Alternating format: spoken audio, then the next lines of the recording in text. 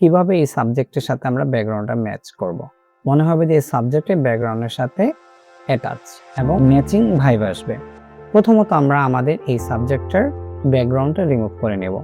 তুমি পুরো সাবজেক্টের সাইড দিয়ে আমি একটা সিলেকশন তৈরি করে নেব।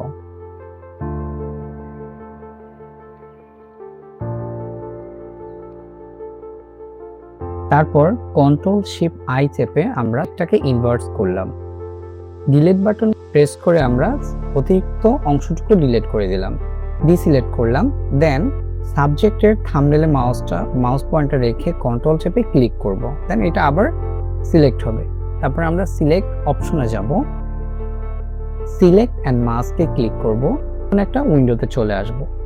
তারপরে এইখানে লেখা থাকবে সিলেক্ট সাবজেক্ট, এখানে একটা ক্লিক করব, ওকে প্রেস করব। অতিরিক্ত যে অংশগুলো ছিল সেটা রিমুভ হয়ে গিয়েছে। এখন আমরা এখানে ডিকন্টিনেট কালার্স এটা সিলেক্ট করে ওকে প্রেস করব। দেন আমাদের সাবজেক্টটা এখানে পুরোপুরি চলে আসছে। তো সাইটে কোনো এক্সট্রা অংশ থাকবে না। এখন আমরা এটাকে আমাদের ব্যাকগ্রাউন্ডের সাথে ম্যাচ করব। সাবজেক্টের থাম্বনেলে ক্লিক করে আমরা চলে যাব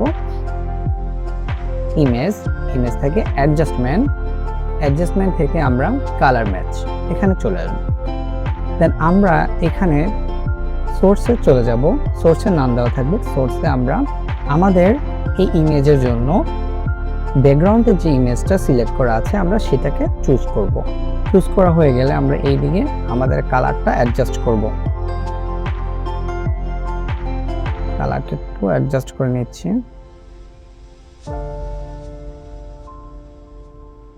এটা একটু বাড়াই।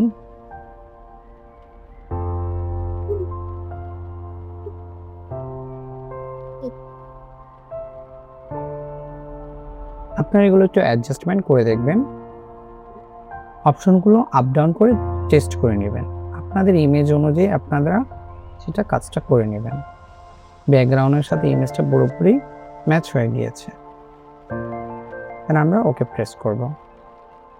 তো এটা হলো আমাদের সাবজেক্টের সাথে ব্যাকগ্রাউন্ডের কালার ম্যাচ করা।